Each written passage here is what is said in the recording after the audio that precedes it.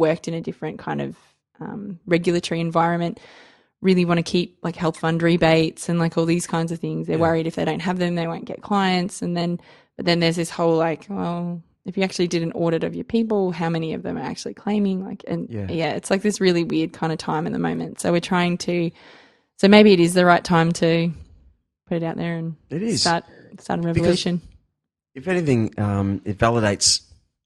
Yeah. It gets people talking that you can hear it, and you'll get your own little group together of of kind of followers. Yeah, only the real people would want to talk on your show for a start. So if you're raising them up, you know, the byproduct is the amount of burps I've burped on this show. Little underlying ones that come from your diaphragm. You know what I'm saying? I do. I know your diaphragm. It's a great bit of the show, actually. It's become to be the best bit. The part people look forward to. There's another one for all the kids out there. For everyone keeping score at home. Yeah. But do you understand what would happen? No, by the way, I don't think anyone is doing it, right, in your area or town or... So you would be gathering the best. You're the one. And I believe that your personality is probably the only one that could. And, you know, to actually, I've got this thing I'm doing, so do it. And I think that has been it's been really interesting because there has been that really polarized kind of viewpoint of, you know, you're saying to some people like, I really want to do this show. I really want to have you on. I really want to talk to you about your experience and like all these kinds of things. And you'll have people that'll be like, no. And then you'll have people like, yeah, that's amazing. I really want to be part of it. And you're like, okay, cool. So, and I think even like calling it something like rubbed the wrong way, it polarizes people. It makes you either go, I want to listen to this because I want to know what it's about and I want to be angry and I want to like get kind of fired up at this person that's like saying these things about my industry, or like, yes, I want other massage therapists to stop sucking so hard and like being jerks and not doing good treatments and all this kind of stuff. So I'll listen because I want to be better. So, and I think so you'll get haters that come in and like listen because they want to hate you. And so you're like, I win. I win because you're listening. I see what you're saying, but I think that's only I know. You know.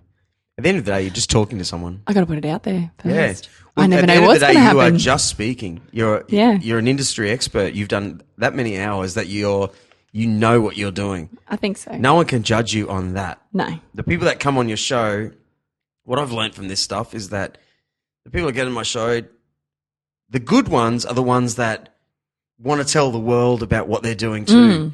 The other ones are like, and they don't share the show. They don't do sort of anything like that. And you kind of learn that, okay, you know, but you end up with a group that do. Yeah. And you should start tomorrow because, well, I've got, come on, man, you're a born superstar. I can see it. I can actually see it. The minute I saw you at that coffee shop, and hey, I'm married. I'm not bullshitting you here. I swear to God, I really am not.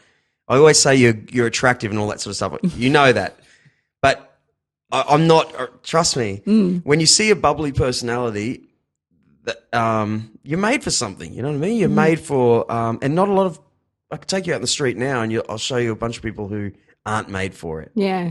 So thank you. I think you should really just release it. It's, Okay.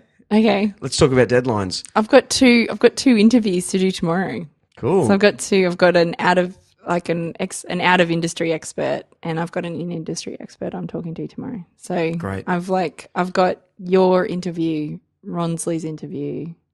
Right. Then I'll have Marcella and Holly and get them out. Yeah. Hey, they'll all suck. You know, they just understand. Yeah. You know, once you do 50 or something, like it'll suck less, but it'll still suck. Yeah, but you'll just be undeniably great at podcasting too. Yeah. You're already an expert in your field. No one can judge you on that. Yeah. But after all these episodes, you're like, oh man, yeah, I did some dud ones. Who cares? I did some great ones. Yeah. Every time they're better. Yeah. Just like a masseuse. Or I keep saying masseuse. Listen to me. A massage therapist. You first start, you're crap. Exactly. You have to do 50 until you can say, I'm starting to get it. I'm starting to get it, you know. Or put it this way, I would hate to check iTunes in 6 months and someone's already started. Oh. And they're bubbly. And it's not you. Oh. Come on. Okay. Just get out there. I don't want someone else to Look be. at it. You're so keen that you actually drove from Salisbury to Currumbin to be here, to be on this podcast. Yes. Face it. Face it. You want to do it. I want to be a superstar. What do you need? Yep. Come on. And I think, I've just had this realization. I've had a realization. Yeah. It's really amazing. I think it's because I've been doing massage for so long and like literally like that's what I do. Like it's all I do. And I'm so good at it and I can shit it in. Like I can just be like, yeah, cool, do a relaxation, whatever. Yeah. I haven't had to suck at anything for a really long time. So I haven't had to be shit at something. So I think that's what it is. It's like, I don't want to be shit at it. And I'm like, oh man, I don't want to suck because I'm so used to being kind of all right. So I gotta suck at something first a little bit. Yeah, but you listen, like we've already recorded a podcast for your show. Yes. You've listened to that back. Yes. I've listened because I recorded it at my end. I told you that. Yeah. It's and great. Yours sounded so much better than your sound was much better than mine. My sound was terrible. So. Yeah, but that was just because there was a sound issue. Yeah, but your voice, like the conversation. The conversation was good. It was great. It was all right. You made for it. Oh, stop it. No, don't stop it. Yeah, but I understand what you're saying. Awesome I am. I understand what you're saying. Like, I think that's I know exactly what you're talking about. I think that's what it is. And I think it's just literally like I haven't had to have that,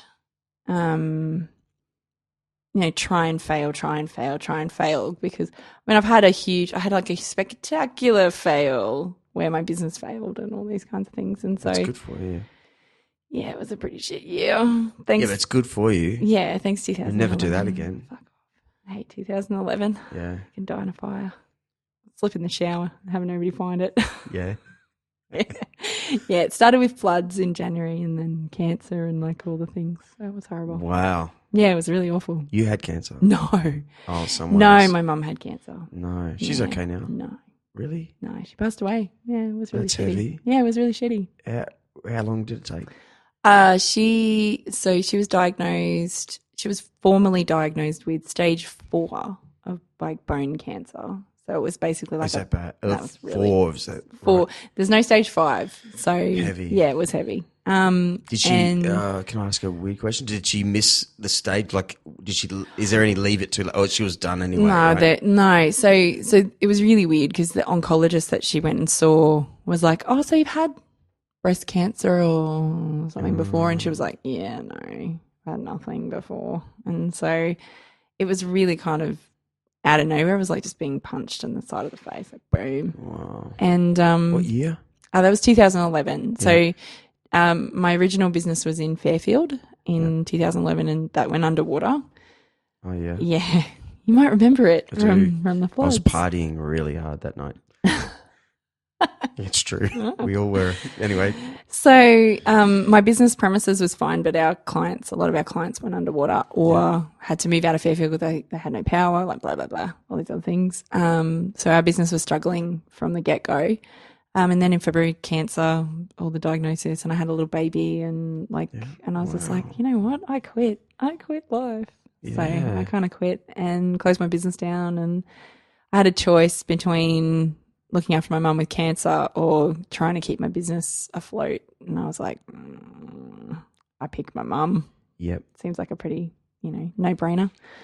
But yeah, so and so it was kind of, it feels like that sort of spectacular failure to me. And so I sort of go, oh, and I still have clients now who come to me and they're like, oh, that was so great. That business was so awesome. And I'm like, like after I finish with them, I go and sit in my room. I'm like, But yeah. What business was it? Well, it was a day spa. So we had a 7-room day spa, and we had, when we officially closed, we had 5 staff, and we were at our peak turning about 20K a month. Wow. So yeah, it was a big business. Great. Yeah, we were doing really well. Again, right up until January 2011 when it all kind of went underwater. So it was really, and it was really. See, all the great people say that, went broke here, went broke there. Had the thing, did the thing. But you got, oh man, I'll never do that again. I'll do it this way. I'll do it this way. Yeah. And I think that's probably the big thing is it's like you have these moments where you go, okay, what would I do differently? And I've had that opportunity to step back and kind of look at it and go, okay. And what I have realized, and again, like I think I've realized it even more so now, like sitting right here with you, I'm like, I really like talking to people. I just really like it. Yeah. Like it's really nice. Like it's just fun to kind of be like, oh yeah, cool, have a conversation and do all that sort of stuff. So, yeah. And I much prefer that over trying to run staff and have a business and all sorts of stuff. And so I can tell people like about all of that. But because you've been there, you actually lived there. Yeah. But I don't want to live there anymore. Staff are the worst. They're the best and the worst. Becky, if you're listening, I love you still. Come and clean my wax pots. But I'm not paying you. Is that a metaphor for something hot? No. No, literally, Becky, please come back to Brisbane and clean my wax pots. Can you clean mine too, Becky? Whoever you are, come back. See, I took it creepy there. Sorry. Yeah, you did. You went to a weird place. You go to the weird place. When it gets serious, I kind of like, what do I do? I can either take it even more serious. I have to ask. Ask. How long, from diagnosis to your mum actually passing away? Because my best mate's mum just passed away. Yeah. It's awful. It's awful. And mums are beautiful people. By the way, mums. We're the best. They put up with, they just follow, they just, mums are everything. Yeah. And when a mum leaves, wow. It was hectic. So mum was diagnosed. Do you have any brothers and sisters? I have 2 brothers. Okay. Yeah. Right. And mum was diagnosed in February. Get my timeline right. And she passed away on the 9th of July. That's too heavy. 2011. That's heavy. Yeah. So, wow. And so it was like a lot of really quick kind of bang, bang, bang kind of decisions had to be made, So it was like close the business. My parents were in Gladstone. My dad's still there. I moved from Brisbane to Gladstone for that time. Like I just made the decision. I was like so much easier than trying to fly with a baby and like all the stuff. Yeah. And so I was up there, and my partner was here in Brisbane. He closed my business. Like he did all the physical, moved all the stuff into storage, closed all the stuff down. Good man. He's a great man. And yeah, he was a guy that, called the phone company and was like, made sure the phone was cut off and all these things and just, it was one of the toughest, it was really tough. Mm-hmm. But I know now, I've done a lot of work to kind of get through it, but my mum went out how she wanted to. I kind of I really believe that. At her funeral, and it's one of those weird things. My mum was one of those really matriarchal people. She knew everyone. I couldn't go anywhere in Gladstone without somebody going, I'm going to tell Penny. I was always like, oh shit. And so it was really weird because she would just sit at our house and people would come and bring cakes and you'd have cups of, I had never had so many cups of tea in my life. Excellent. But at her funeral, they had everyone from the local Black Elands bikers turned up to pay their respects. The local Speedway Club, the blood bank, old ladies at the blood bank turned up. And there was there was probably about 150 people trying to cram into her memorial service and stuff. Yeah. And it was she wanted. That was kind of it sounds really weird, but it's kind of how she wanted it. She wanted everyone to know that she was dying. Okay. And she's so it was all a bit hectic. Yeah, a bit hectic. I had a realization after my, by the way, I hate to talk about myself, but no one's died around me. Oh, they wow. really haven't. I'm waiting for bad things, but my best mate's mum died recently, kind of emphysema. She was a really heavy smoker, but that's not the story. It made me realise, because I haven't been to many funerals, we have the ability to create a great funeral. Yeah. It doesn't have to be it doesn't have to be. Particularly Denise Cleave was her name. She was a really funny sort of great person. So you know what it's like at a wake. You don't want to be too sad because it's still their celebration